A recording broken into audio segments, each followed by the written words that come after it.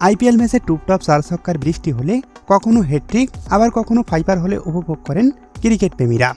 আবার ম্যাচ চলাকালীন কোনো ক্রিকেটার 4 ছক্কা হাঁকালে কোনো বলার উইকেট নিলে পম্পম হাতে চিয়ার লিডারদের দলের হয়ে সেলিব্রেশন করতে দেখা যায়। অনেকেই খেলার পাশাপাশি আইপিএল ম্যাচে চিয়ার লিডারদের দেখে বলে থাকেন ফুল পয়সা ওসুল।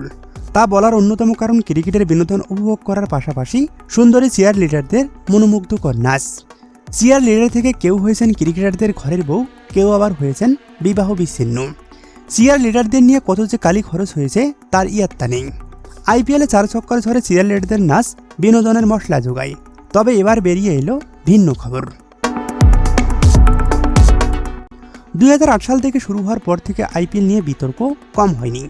ম্যাচ গড়া পেটা, প্লেয়ারদের সাসপেনশনের মতো ঘটনা ঘটেছে। তবে যেটা ঘটনা বারবার সামনে এসেছে তা হলো আইপিএলের পার্টি। অতীতে আইপিএলের প্রতিটি ম্যাচের পরেই হতো পার্টি, আর সেই রঙিন ছবির আড়ালে ছিল অনেক গল্প। এবার ফের সামনে এলো এরকম কিছু ঘটনা। ম্যাচের পর আয়োজিত হওয়া আইপিএল নাইটস পার্টিগুলোর ধরন প্রায় একরকম ছিল।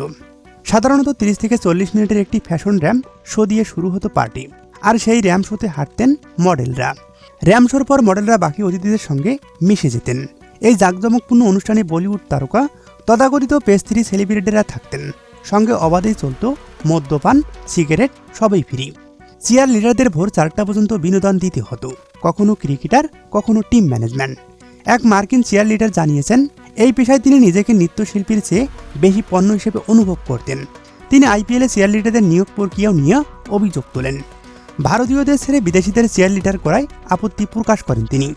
একজন চিয়ার লিডারকে দলের হয়ে চিয়ার করার পাশাপাশি আরও একাধিক বিষয়ের সঙ্গে লড়াই করতে হয়। তিনি জানান, ম্যাচ চলাকালীন অস্বস্তিকর মন্তব্য, তাকিয়ে থাকা, অনভিহিত আচরণের মুখে পড়তে হতো। এই পরিস্থিতি সামাল দিতে তিনি সেই সব দর্শকদের দিকে তাকাতেন না এবং পুরুষদের সঙ্গে ছবি তোলা এড়িয়ে চলতেন। এর বাইরে রাতের নাইট পার্টিতে যা হতো তা অকল্পনীয়।